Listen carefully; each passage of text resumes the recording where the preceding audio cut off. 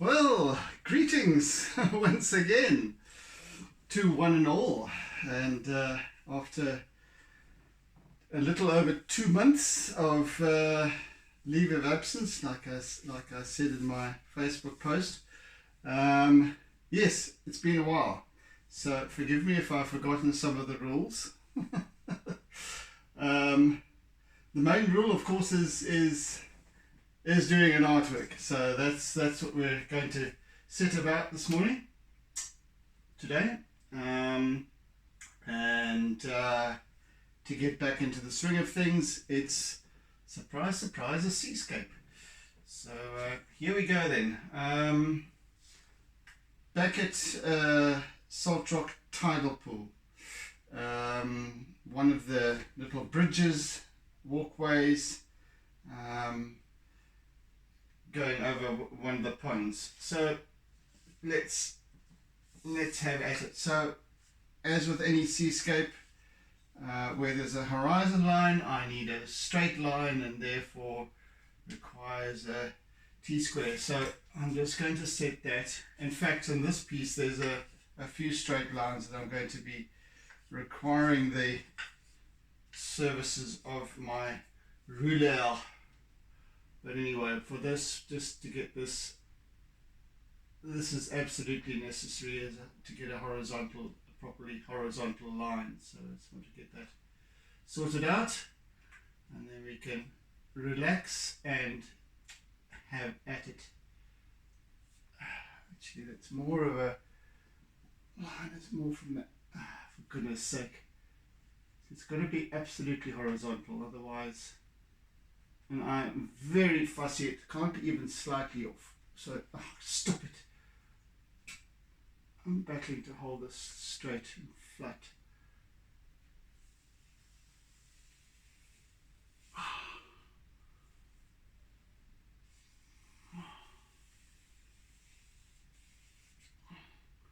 That'll do. That will do. Okay, so yes, all right. It kind of feels like it's been a lot longer than 2 months since I've been doing this work. Anyway, nevertheless, we are back. And as you know from previous pieces, I cannot talk while I'm concentrating. I find great difficulty in doing so. So I'm just going to quickly, I just want to just set these few lines in place and what have you before I begin in earnest with the actual drawing side of things. Actually, I can just probably use the T-square again for this. A bit longer, and just get these lines going here. Here we are. Come on, guy.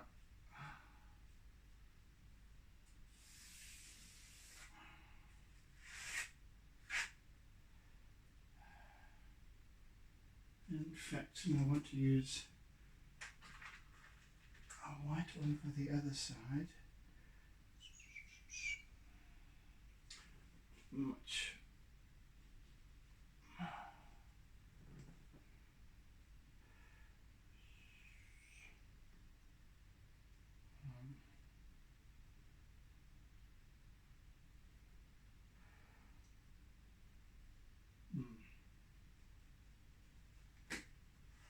Let's do that one like that, and that should be sufficient in terms of cheating, in terms of my cheating. Yeah, that'll do. Okay.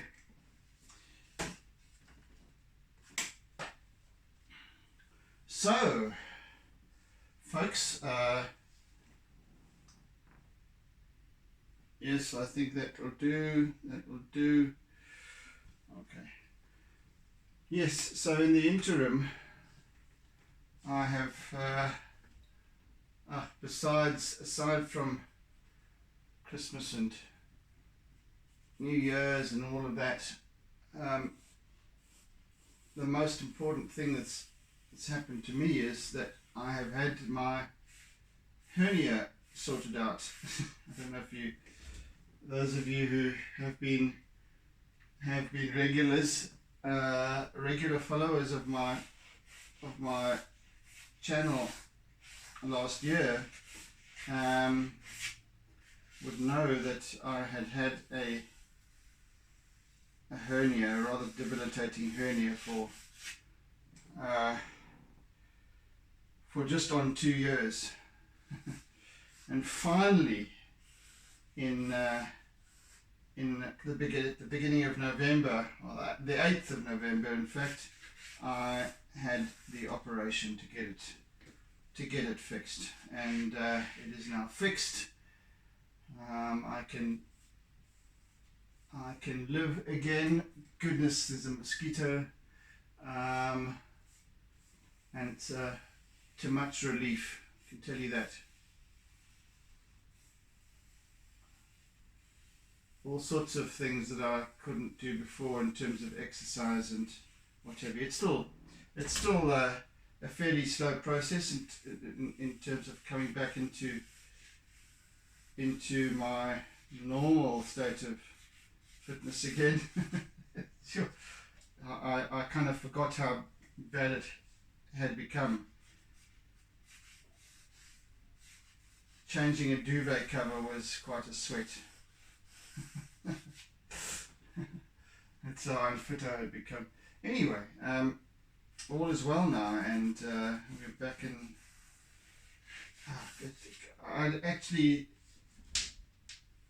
I had actually forgotten what it was like not to have to wear a belt thing, put a belt thing on every day, and oh goodness. Anywho, that's said and done and dusted, etc., etc. So very happy with that.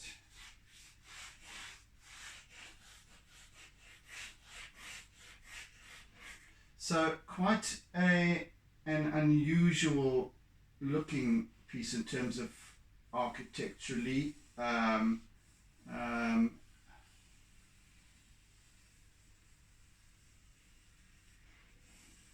The angularity of it, etc. I thought it was very interesting just in terms of its composition, etc. So yes, it's going to be quite fun doing this piece, but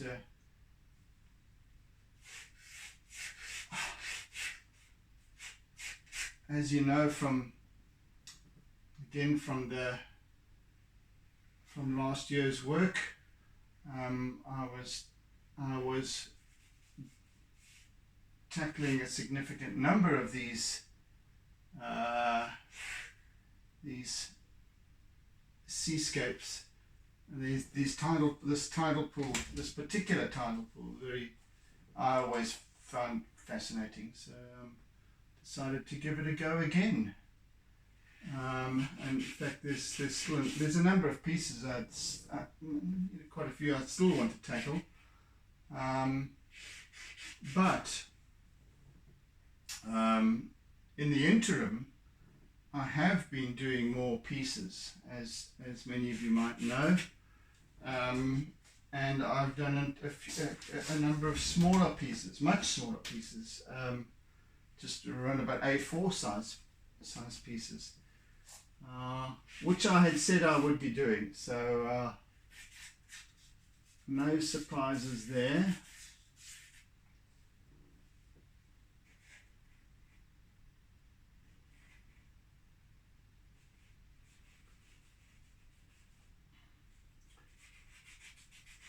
So this tidal pool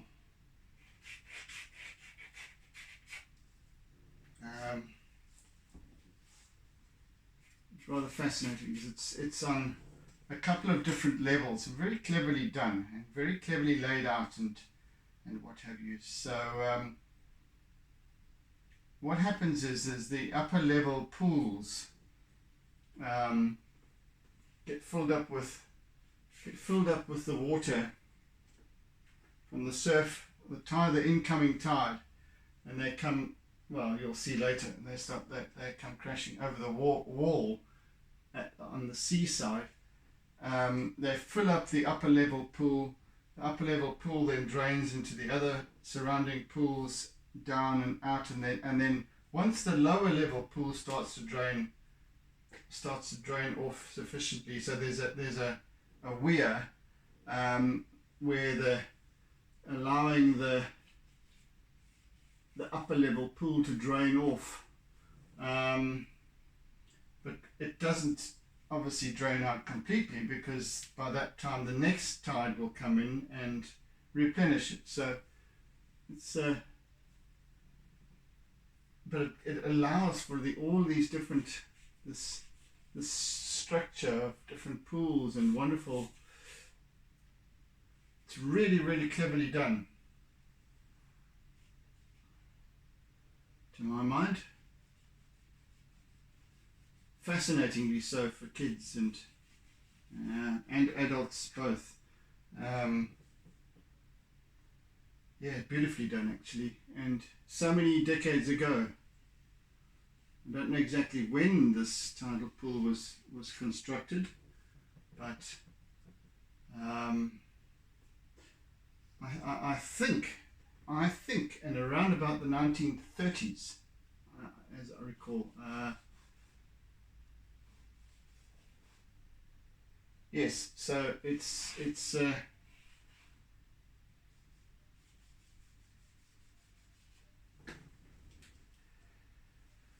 very nicely done. All these different little pools,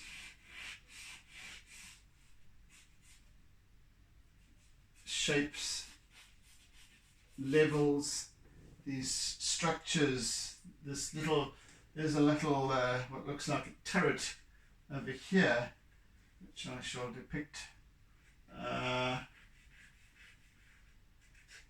That is I think it was built more as intended as a fisherman's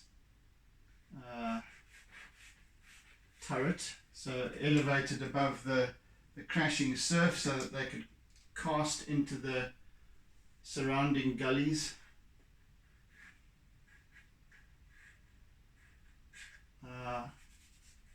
So very, very clever indeed.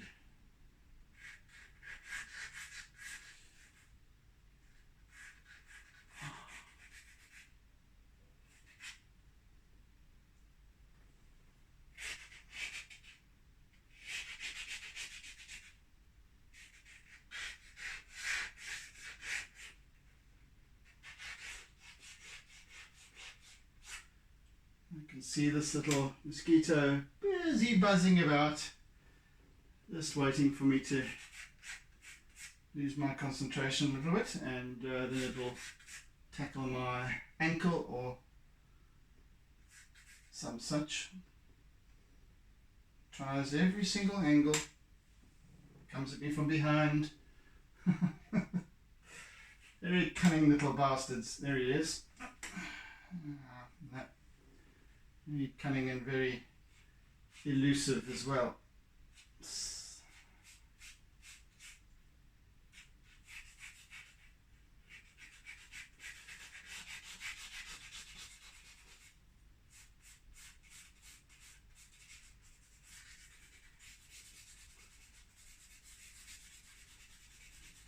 So we set about getting our composition sorted out before we start adding any color or anything like that, and I like to get it quite well completed before I start adding color, always. So this is now our little turret, and the turret itself, you know, really looks like a little castle. So in other words, it was almost a dual purpose, being a leisure facility for families, and lots of places to climb for kids. And I can just imagine myself as a child loving this place. We never went to this beach. Well, I didn't as a child. This beach at Salt Rock, Umhlali Beach, but we used to go to Umhlali, so which was more than enough for me as a kid, but this would have also been very, very fascinating. I mean, endless source of pleasure and intrigue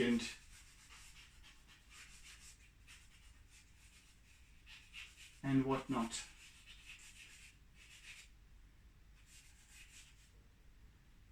And of course this piece will be quite unusual looking to anybody other than those who recognize this particular location.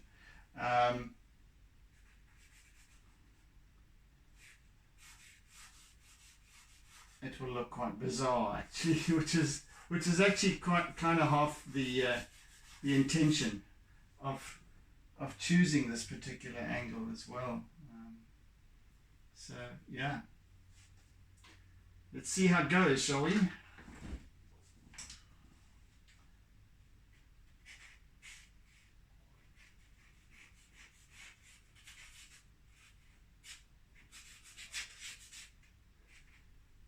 So this little walkway is this long stretch of pool. Good steak. I can never seem to actually catch these damn mosquitoes. I catch them in my hand, and then as soon as I open my hand again, they fly away. And now I've forgotten what I was saying.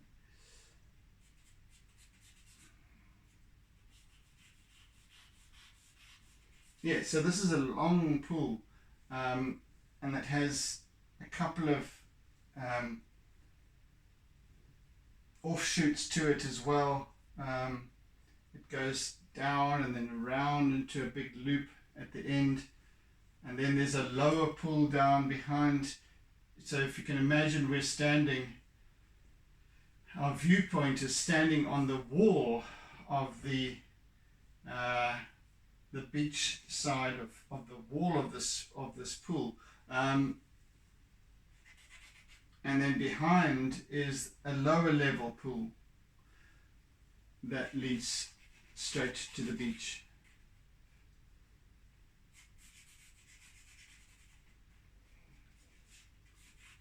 And this little bridge kind of crosses over halfway along the wall of this pool, and you can get to the other side of it. Oh, it's very, very interesting. So you have to walk. You can't just walk across here, across the end there. They've also thought about the safety. Well, in those days, safety was a different thing altogether to what it is today. Today, it's pathetic in terms of that sort of thing. But so they've put rather sharp little stones, so you can't actually, or for kids, they can't kind of walk along these walls because there's a drop on the other side, which they might fall off and what have you. I'm sure it didn't and doesn't deter kids too much, but it did me. So I think the intention is so you have to walk all the way around this wall, all the way around the pool, come along the edge wall, and then cross over to the other side. And then to get to that side of you've still got to come back and around again. So it's fascinating the way they've put it together. Yes, so we're back to doing these large pieces simply because they are my preference. For the process that that I do here, and that process is part sharing, obviously, the work that I'm doing, but for me it's my processing opportunity. This is where I get to do my thinking. Ideas start to take shape, etc.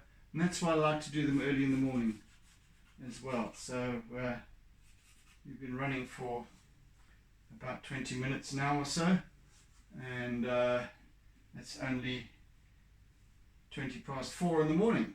And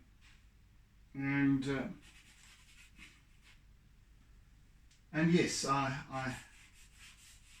so it's more for that, and of course this size piece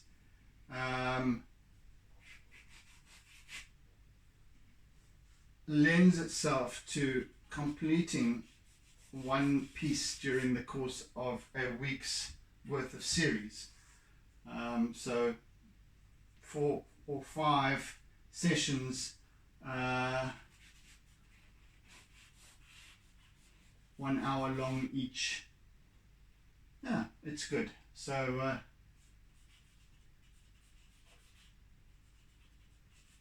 that's why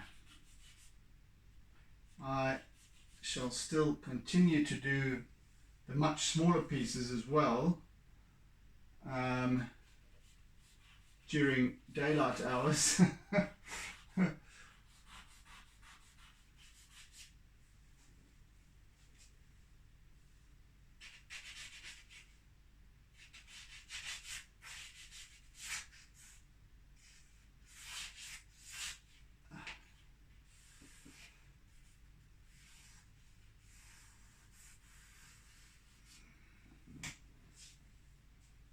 So you can see during each session as we progress how it all sort of starts to come together.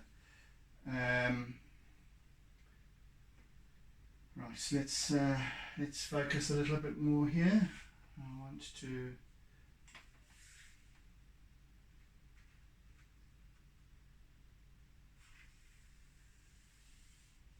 I don't need a ruler for this, because this part that I'm depicting here is now shadow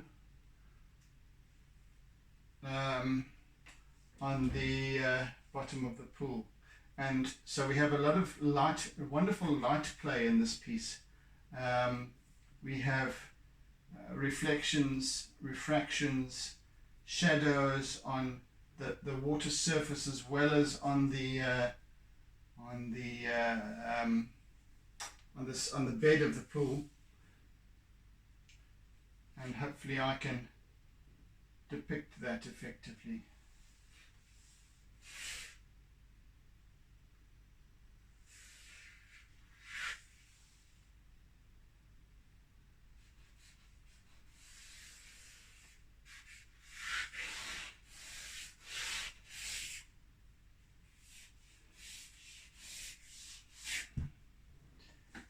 This piece of charcoal doesn't really want to play ball that well. Anyway.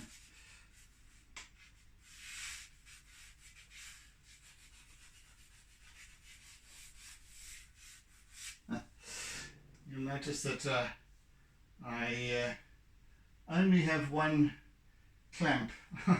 As I've usually got the 2 large silver clamps which I shift about a little bit. But I have forgotten them at the art studio that I was doing the art workshops at. Oh, goodness me.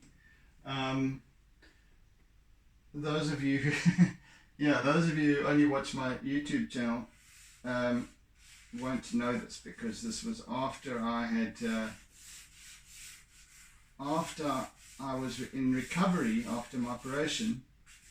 I was asked to do an art workshop for a friend of mine, for her students at the end of the year cycle,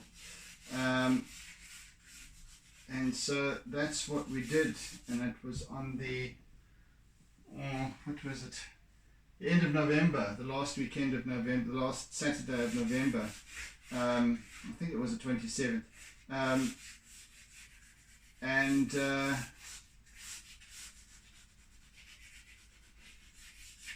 we did, we tackled a seascape, and the point of it all was not to teach any techniques or anything like that. My purpose was to teach or to show the students how to use one's intuition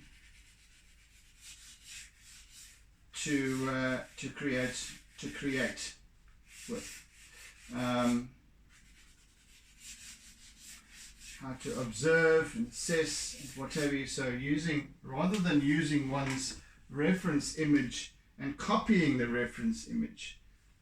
A reference image is simply there as it's meant to be, as reference, simply to refer to now and again, just as I'm doing here, but not to copy it. We all of us have an innate capacity to create in whatever shape or form, and we create intuitively. We create without thinking, just like I've always been going on about doodling for all this time. The importance of doodling, and it was really about that. So letting go of that having to copy something accurately, precisely. So when one does that, you lose a great deal of the essence of the artwork that you're trying to create.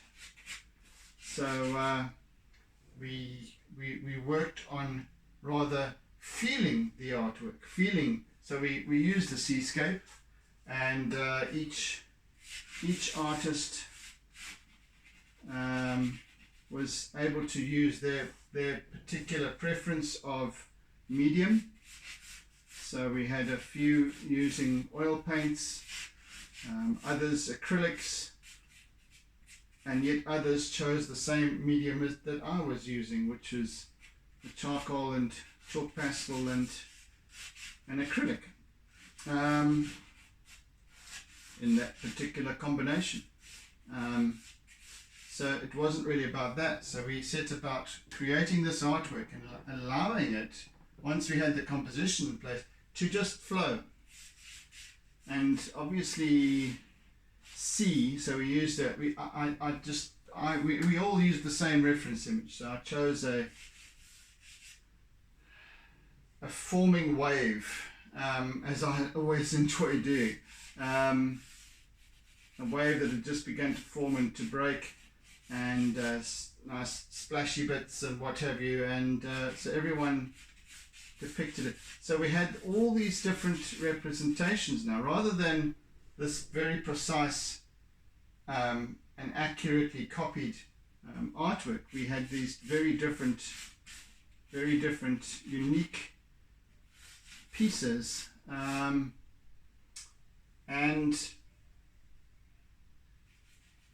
in fact the fascinating thing for me was that one of the lady artists had only just begun her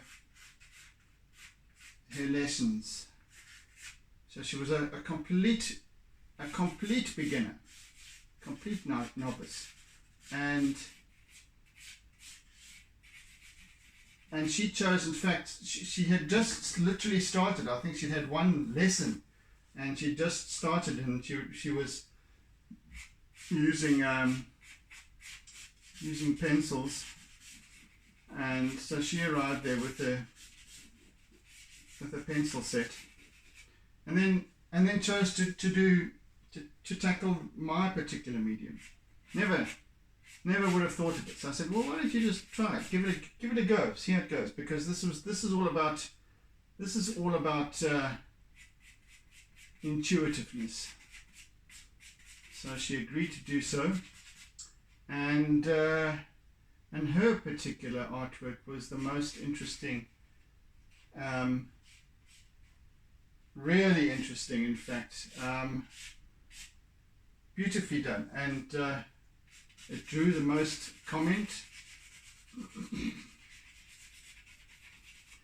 And for me, the important thing, because I was really teaching about letting go, and the important thing for me was that throughout the process,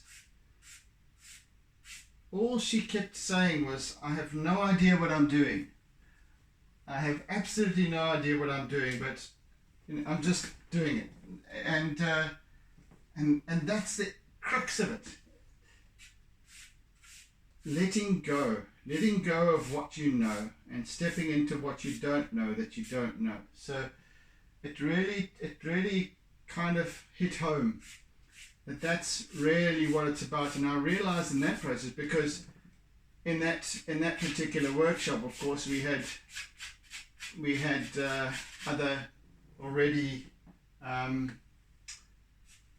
sort of intermediate level artists. So but I realized in that process that we could apply the same this damn Aussie keeps on escaping me. Goodness me. So we could apply the same kind of process to everyone. So that's what I'm going to be working on, working towards in future workshops, and exploring the possibilities there. Because as I was saying, we all have this innate capacity to create. And I am going to catch this damn mosquito. I can hear him. We all have this capacity to create. And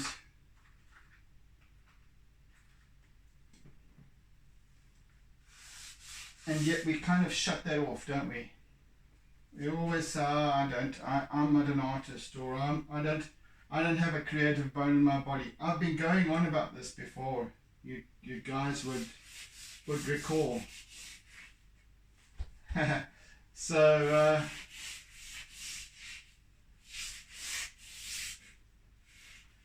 yes, this kind of really hit home.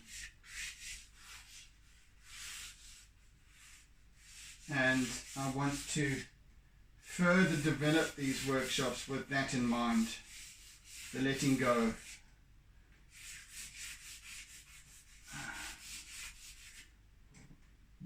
Bear in mind, there's a very big difference between I don't know and I can't.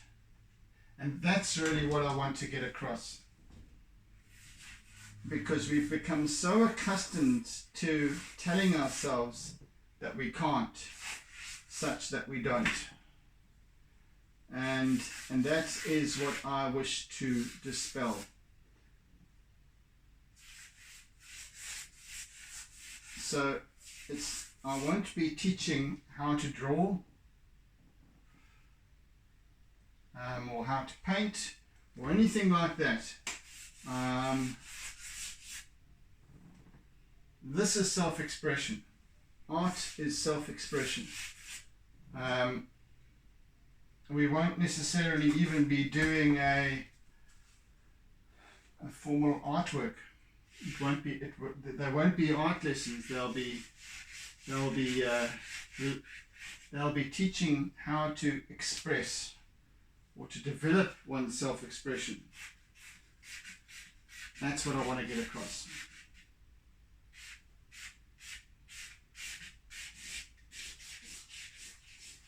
So,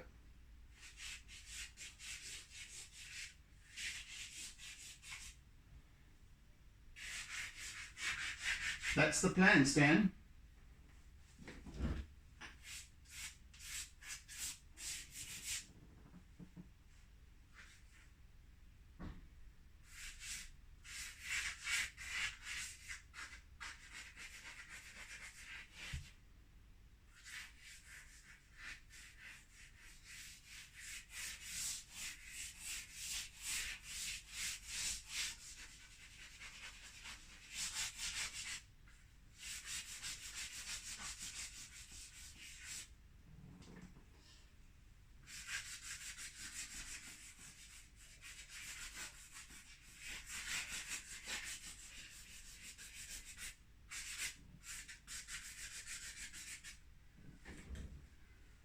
So what we set about was feeling the artwork, feeling the reference. In other words, imagining. We even did a meditative process where we imagined what it would be like to be at the location, because everyone had their own little reference pic that we printed out for them. So we had a meditative process where we just sat and contemplated the feeling of that water, the feeling of the ocean, the surf, the smells, the sounds, the taste, the saltiness of the water, etc. We just sat there for 10 minutes and in a guided meditation, and just to set the tone, and then we start to create an artwork, not according to what we see, but rather how we feel. And I think that's what's important about any artwork, really. So we started to rather use our tools and our mediums to feel that translation, to translate or to language it through feeling, rather than a simple, almost parrot fashion type of copy and paste scenario. So we work on, and I think that any artwork, be it realistic or abstract, is all about feeling. Is the artist, in fact, even in the viewing, it's about how it makes you feel, how an particular artwork makes you feel. Something that hasn't been created with feeling, it doesn't grasp you. And in fact, you can always pick up, the art critics and what have you will always talk about the emotional context of the artworks and what have you, and the mood and all that. That's exactly what I'm talking about, and this is what I want to represent or use to depict how we do life.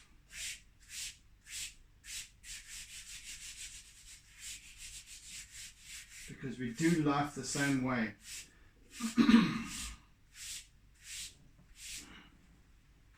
My throat is unaccustomed to talking for any length of time, so I'm starting to get a bit scratchy.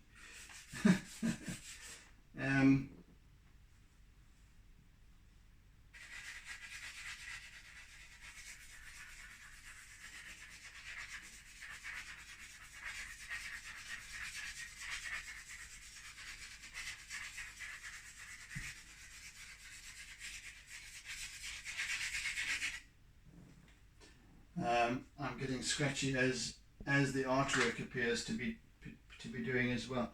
So today's session is all about just creating the composition and context of this piece, and then we shall start working in perhaps with a bit of color tomorrow, right, during our next session. But there's a graphic grittiness to this piece in this area that will start to pull through and hopefully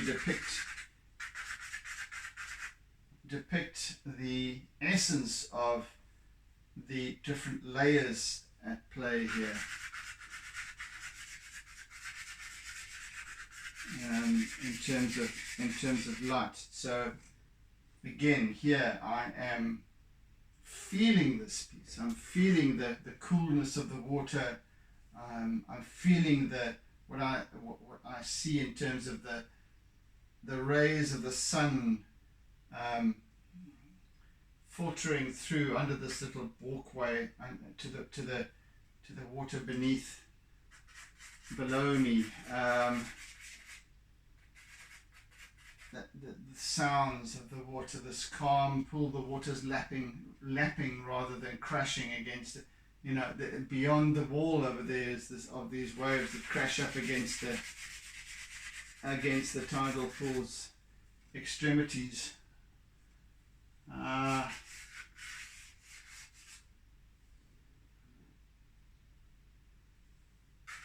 here we've got this calmness. So we've got these wonderful, cool yellows and greens, depicting the depth of this particular part of the pools, and then we've got reflected sky, blue sky, also on the surface. We've got yellow sand at the bottom, so yeah, we've got a bunch of things at play that can't be copied. I can't depict them through trying to copy them, because then I'm not actually seeing. I'm not interpreting with my senses, which is what I need to be doing. So that's what I'm going to be working on during this artwork.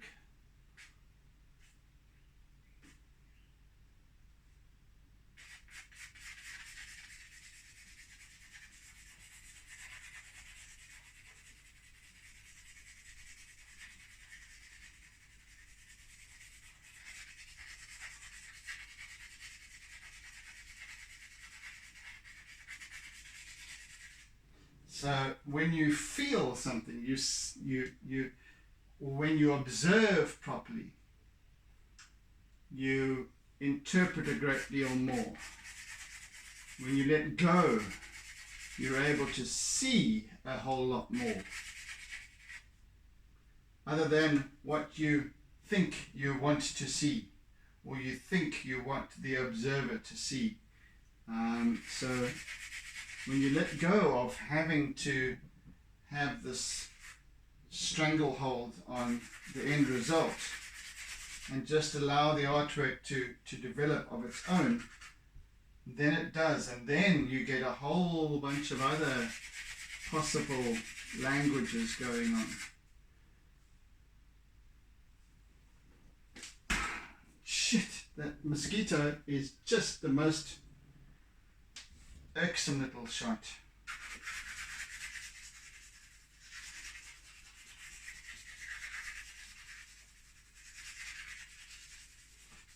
So as you might notice, as I talk my way through, I am actually teaching myself, reminding myself what I do, why I do what I do.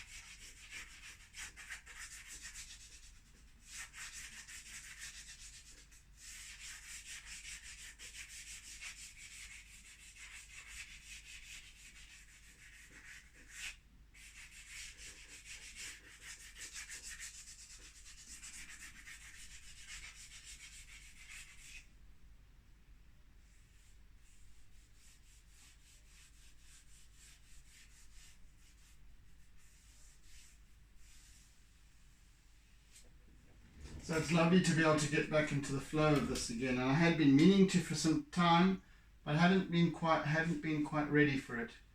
And so now I'm ready, and I'm back.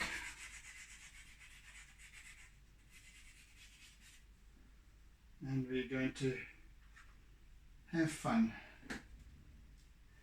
we are going to have some fun.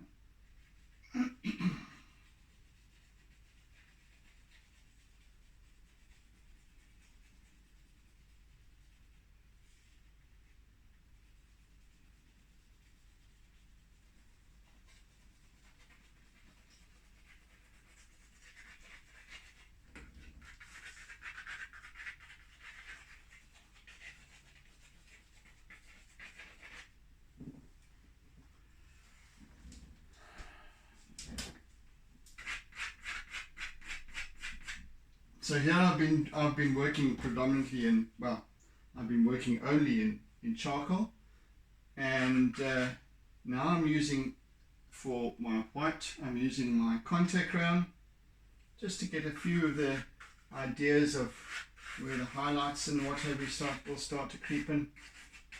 And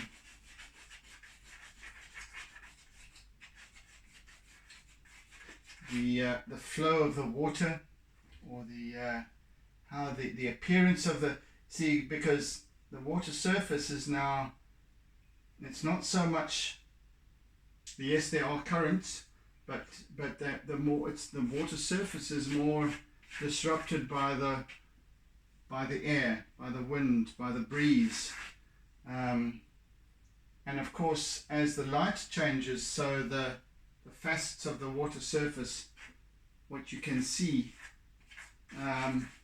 changes as well. There's a whole bunch of things that are at play here, in terms of the visible spectrum, both in terms of color and light and shade. Over here, over here rather, beneath this little bridge, we can see straight down into the water. So whereas over there we can't, because there's far too much reflection, and the reflection starts over here and then moves over there, so we can't see into the water, but we can see the surface and the reflected light, the sky above. Here we can see more where we're looking down rather than angle of sight more elevated.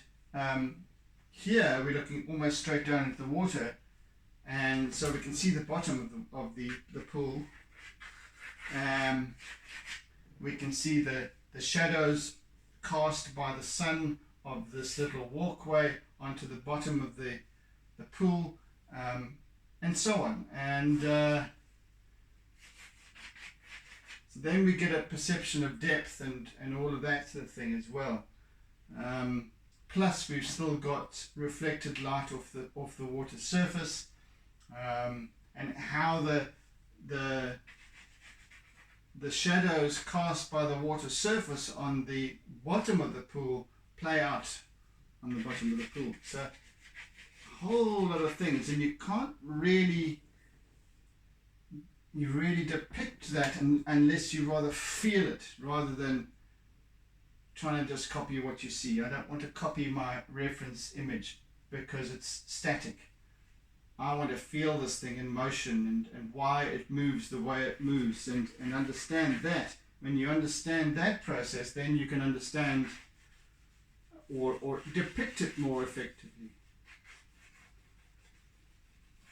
Hope I'm making sense.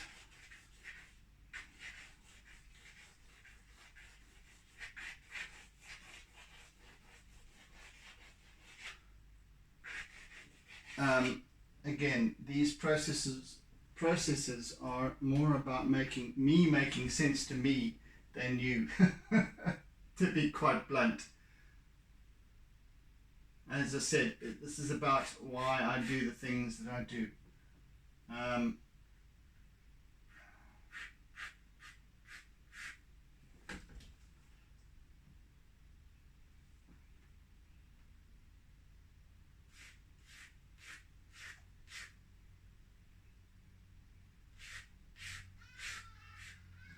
Good morning, Hardy Dice.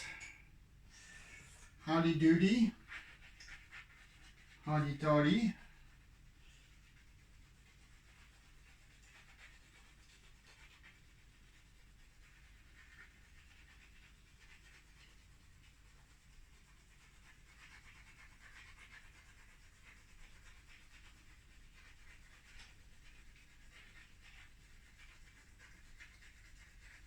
So this is a simple concrete structure,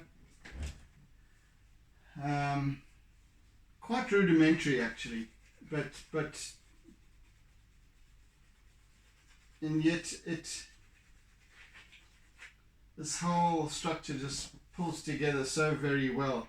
And even though it is rudimentary, it's nevertheless has stood the test of time, because it's still here after 70, 80, 90 years and more, nearly 100, nearly a century. Yes, it's weathered and battered in certain respects, and it's got loads of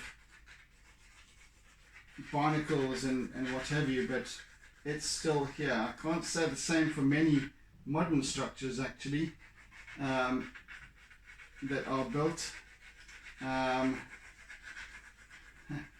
and they're not even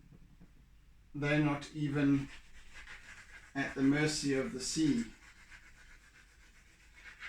directly at the mercy of the sea rather. Modern buildings I see developing cracks and all sorts of things. This lot just continues.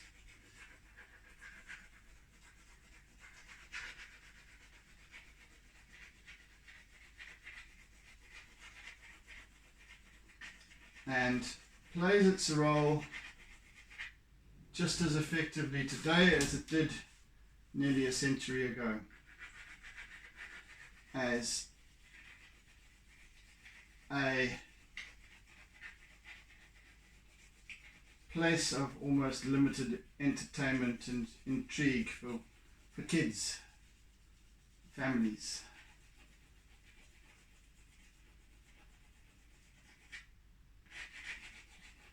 Did I say unlimited, or did I say limited? Limitless appeal. Just so wonderful.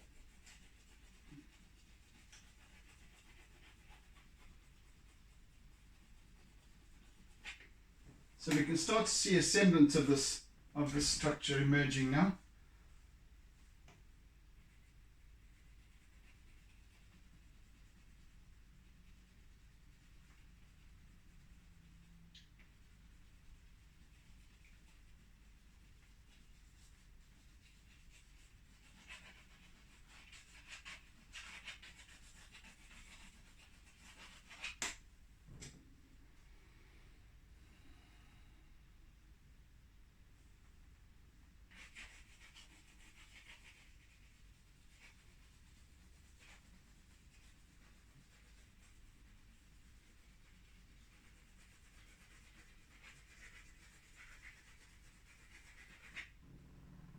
Oh, and the other thing is that I now have, not that it makes any difference to you whatsoever really, but the fact that I now have fibre, I was always complaining about that, if you recall, before, with the connectivity that I had.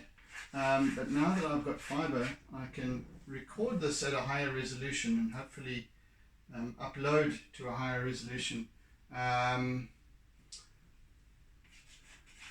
these particular sessions, so you might get a little bit more clarity.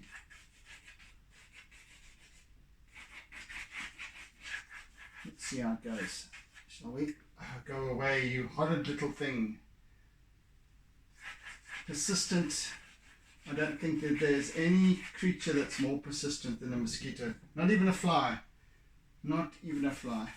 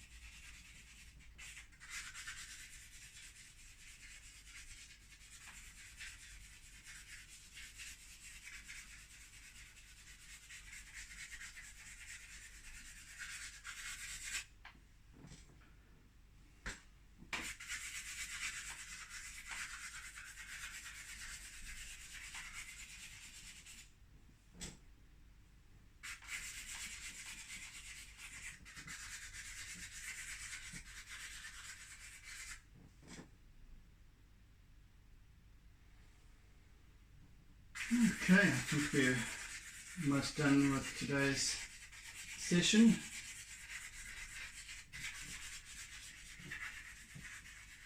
Seem to be back in the swing of things.